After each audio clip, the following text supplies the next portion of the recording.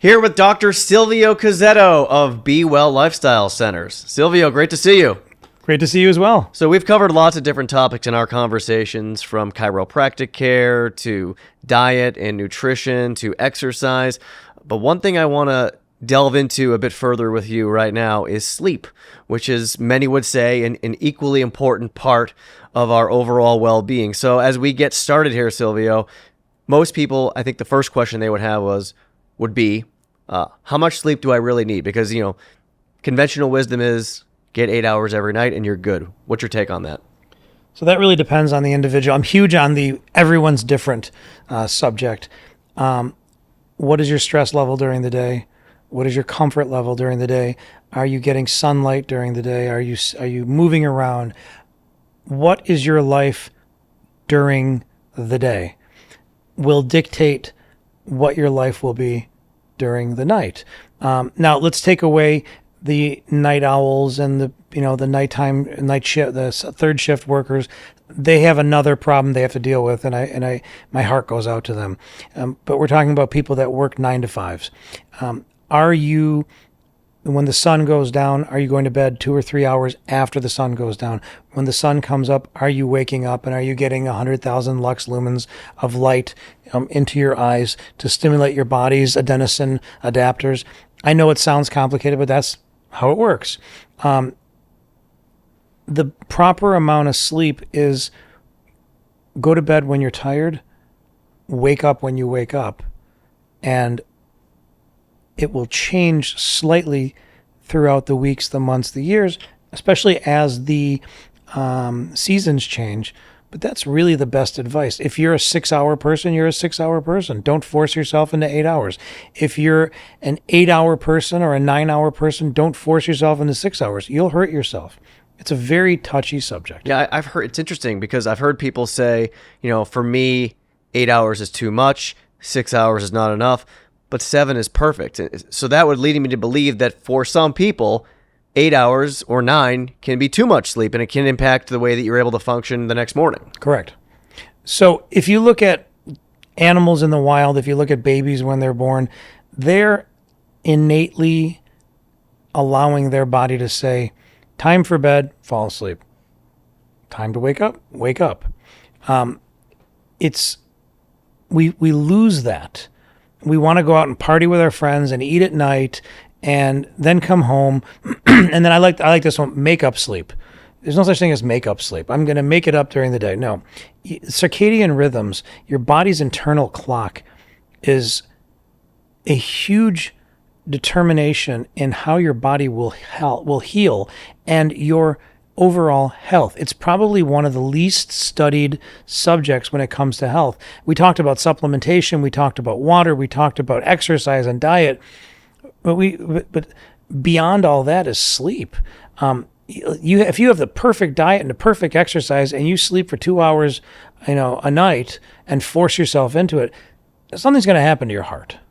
It's going to happen. I don't give a shit how much CoQ10 you take, how much you supplement for heart. You're going to screw your heart up. And there's so many studies out there. There's a ton of studies to show. So really tap into your body. If you're tired, don't drink an energy drink to stay up and party with your friends. Go to bed. You mentioned circadian rhythms, but you also said the word heal. So I want to ask you about that. If someone has an injury or they're experiencing pain, to what extent does getting a good quality night of sleep help with healing? So sleep is healing. So your body breaks down during the day and heals at night. That's what sleep is. It's your body's way of healing itself. What happens when you go to the hospital and you're in severe trauma? They put you into a coma. What happens when you're sick? You sleep more. When our body is in pain, when our body is in an emergency situation, it sleeps, it heals. And then we throw in things like, Coney Island after the bar at nighttime, and then we go to sleep and wake up the next day and feel like shit and sit on the couch all day and then can't figure out why it takes us 3 or 4 days to feel better. It's because we screwed up our body.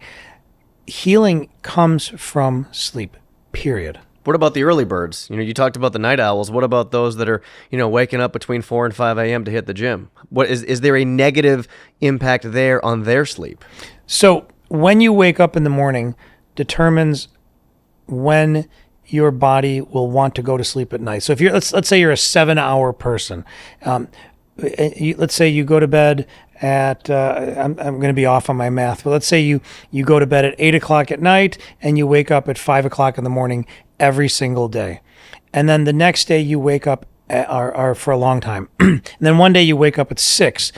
Your body is going to be thrown off. You may fall asleep at the same time, 8 o'clock, but your circadian rhythms are going to shift a little bit. Now, I know that's too complicated for most people, but really, and I'm a huge advocate for this, do the same thing every day, the exact same way. Patterns are huge. Your body gets used to patterns. If you eat the same thing every day at the same time, if you go to sleep every day at the exact same time and wake up every day at the exact same time, your body will know it's coming. It will produce the proper chemicals. It will produce the proper hormones. It will shift itself, and you'll just have a more efficient system. So that's that mind-muscle connection. Correct. Okay, so what about the equipment? And of course, now we're talking about mattresses and pillows, even things like sound machines, how dark you keep your room. There is so much out there in the marketplace when it comes to, different pillows, different mattresses, weighted blankets, cooling pillows. We could go on and on. What is your take on, what's optimal for people to get a good quality night's sleep? Well, I probably drove my girlfriend crazy with all this, with my stupid blue blocker glasses and my blackout shades and turn this light off and turn this light on, and hey Google, I'm going to bed, and hey Google, I'm waking up, and all this crap. So I'm like a fanatic when it comes to figuring this out. I sleep sometimes with 6 or 7 pillows, and one behind my back, one between my knees. I'm hugging another one under my head, another one over my eyes because it's too much light outside, and blah blah blah. Really easy rule of thumb: keep the blue lights away. A couple hours before bed. They trick your brain into thinking that the sun is still up, and they decrease your body's ability to go into a deeper REM sleep. And when the sun goes down, let the sun go down. Don't turn on bright lights. A couple hours after the sun goes down, go to sleep. When the sun comes up, wake up. Move around, get sun during the day. But that's really the basis for it all. As far as sound machines and here TV, no, absolutely. How long? No. How long before Do bed? not watch TV. Sun goes down, turn the TV off. And I know people that sleep with the TV on while they're sleeping. It's just, you're never asleep. We are natural. We're natural animals with instincts that we don't recognize anymore. But just because we don't recognize them doesn't mean they're there.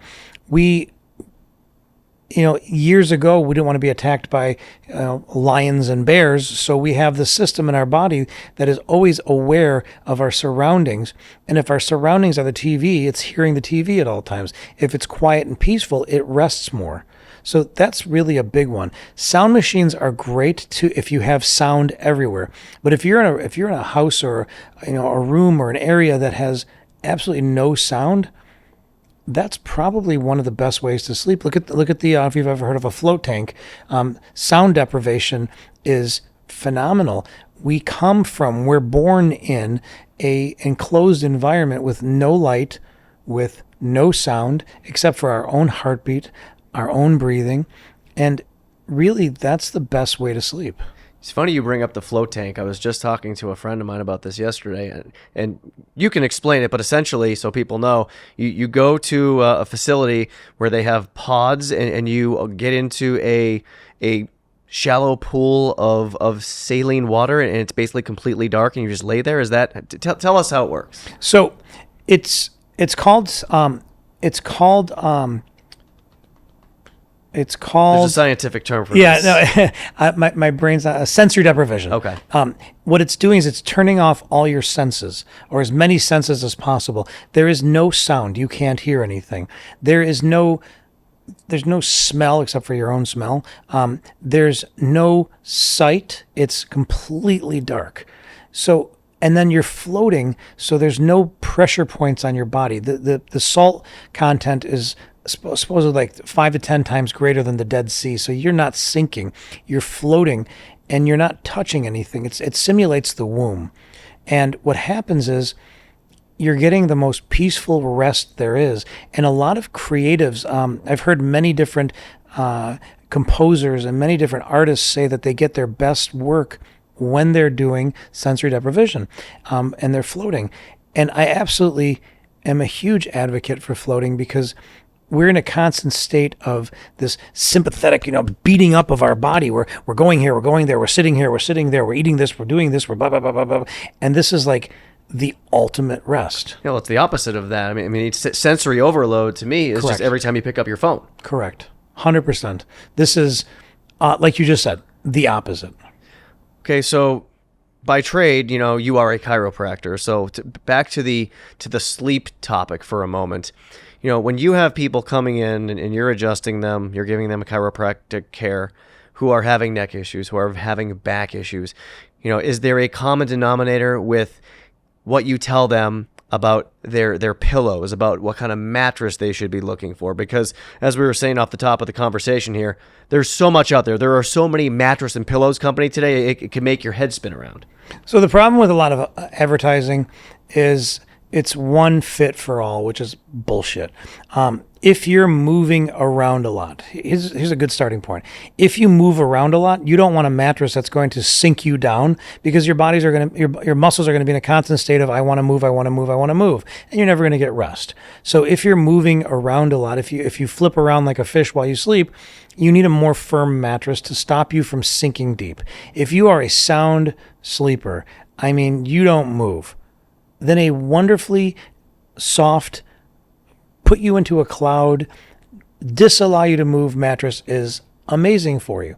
Next, pressure points. You don't want to feel more pressure on any part of your body because it's not good for you. You want to feel the same amount of pressure even throughout your body so you have this sense of floating. That's number 2. You also want to make sure that there's no muscle engaged. You don't want to have your head twisting to the left or to the right. You want it in more of a neutral position because you don't want one muscle lengthening and the other muscle shortening. You're really going to screw yourself up from that. So what's the best way to sleep? People have asked me this before, and I get it all the time. For me, laying on your side with a pillow in between your legs, knees slightly or completely bent, hugging a pillow, so you don't have one arm up, with your head in a neutral position is one of the best ways to sleep. If you flip around a lot, throw a nice pillow behind your back. You'll still be able to move. And then, now you've got a complete set. So this is like the pregnancy pillow that so many women use while they're pregnant because, it helps them sleep more comfortably. But I think a lot of them will tell you that even after they have their baby, they want to keep sleeping with that pillow because it helps. Correct. Absolutely. I'm guilty of falling asleep face, just on my stomach, face like right in that pillow, turning my head to one way and just completely waking up in the morning going, what the hell did I do to myself? It sucks. You have to train your body and you have to be willing to train your body. It's like, I feel like every time we talk, I'm giving people this, like, you really got to research for yourself. But the truth is you really have to research. So to that end, there are all these mattress companies and pillow companies that are internet based. And, back in the day, you remember this, you would go into a mattress store and you would actually test out mattresses and pick the one that felt best. So with all these online companies, does it work for people to just pick one out based on the reviews they're reading and going through the website and finding out more about what these mattresses are all about? So the goal of any company, especially nowadays, is to make a profit. And that doesn't mean having compassion and saying, our mattress may not be for you. Our mattress is for everyone. That's bullshit. Now, a lot of companies out there do make mattresses of different, that have different firmness. So, they're going to have a wider variety. But, what are you sleeping on? What are your allergies? What is connecting you to the earth? I sleep on an earthing pad. That we can talk about that at another time. But it's really how comfortable is your body so that it doesn't have to work at nighttime, so it can be in a state of healing instead of fix this muscle, ouch my neck, I'm uncomfortable, flip me over, I'm too hot, I have to pee. Like all this constant stuff that we deal with all day long. No, you're right. You're right. And people obviously they want to get the best night's sleep they can. So I asked you about the mattress. Now I want to ask you about the pillow because I get inundated with these ads myself, on social media or just when I'm, browsing on the internet, and I've seen some of these pillows now, and it's not shaped like a regular pillow. And you've seen these, it's like shaped like a square, varying degrees of thickness, different materials, and when you think about laying your head on a pillow, obviously there's that space right between Correct. your neck and the pillow or your neck and the mattress. So where do you stand on that, Silvio? So you have to ask yourself the question, how do I sleep? Do I flip around a lot? So if so, those pillows that have the indentation for your head. What do you call those? Indentation pillows. Okay. I know what you're talking about. Yeah, no, the cervical pillows. Cervical pillow. Yeah, it has like that spot that's lower in the middle. Those are horrible if you're moving around a lot. You want to be able to move, and that kind of locks you in place. If you're not moving, they're great. Your head and neck are basically a square, and I sleep on a pillow cube. I absolutely love my pillow cube. Shout out to the pillow cube people, but they're not the best thing in the world for everybody. But it's pushing into my cervical spine from the side so that I'm not lagging, and everything's nice and comfortable. And it does take some getting used to because it's a new way to sleep. Down pillows are amazing, not synthetic down, not kind of down, but a real, and they're expensive, a real down pillow. They conform to the body. They conform to the head and neck. They take the pressure. You don't want to have a pillow that's putting constant pressure on one side of the head, on your ear, on your jaw. It's funny because I have some friends that are dentists that will talk about how sleeping can actually misalign your jaw because the pillow is putting this constant pressure. You sleep on the same side of your face every day. It's pushing your jaw over, even, microscopically, it's still doing it over time. So really, how are you sleeping? Also, a little side note, mouth breathing is not great for you. Nose breathing is much better. But we'll talk about that in another episode. Yeah, it's tough for a lot of people to breathe out of their noses Correct. At night, especially if you're laying on your back. Correct. That's just a struggle that people have. Let me ask you this. As a chiropractor, how often do you have people come into your office and they say their neck hurts because they slept wrong? 2 to 3 times a day. So that just kind of proves what we were just talking about, proves that point. Correct. And I usually get it more on the weekends. I was watching the game. I fell asleep on the couch. That's a huge one for me. Or the kids hopped in bed with me and my wife, and I had no room. I slept in the corner, and I woke up with my neck in extreme pain. Stuff like that. It's interesting though. You mentioned the pillow cube and some of these other items that were like a down pillow, a true down pillow. They cost money, but it seems like for most people, it's an investment worth making because you spend the majority of your time during the day, obviously working, and then the rest of it, you're sleeping. That's quite a bit of time when you break it down by day, week, month, year, etc. So I see a lot of people that live paycheck to paycheck, spending their money on really nice cars. It's kind of cool that you can drive, your 5 miles to work, your 6 miles to work in your really expensive, overly priced car. But why don't you take that money and use your 8 hours of sleep in a really expensive, overly priced bed and pillow, and blanket as well. What is your blanket like? Is it too hot so you're sweating all night? Is it putting enough pressure on your body? Is it cocooning you so you feel nice and comforted? Did you have a shitty upbringing from your parents? And I mean this, do you crave being cuddled and held? And does this, that's where weighted blankets come into place also. Again, sensory. Do you feel comfortable in your bed? But I see a lot of people that can't afford a good sleep because they put too much money into their car or their clothes.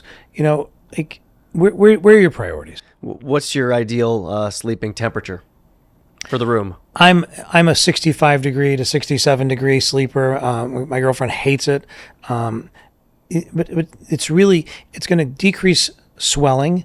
It's going to help with breathing. It's going to keep the body's temperature at a nice regulation. It regulates it really nicely. It's just more comfortable. Windows open or windows closed? I should be sleeping windows open, but I live in downtown Birmingham, and especially on a Thursday night or a Saturday night, you get cars and motorcycles all night long. So swap that out for air condition. Gotcha. Well, lots of great things to think about as we all try to determine how we can get a better night's sleep. Dr. Silvio Cazzetto, thanks so much. Thank you so much.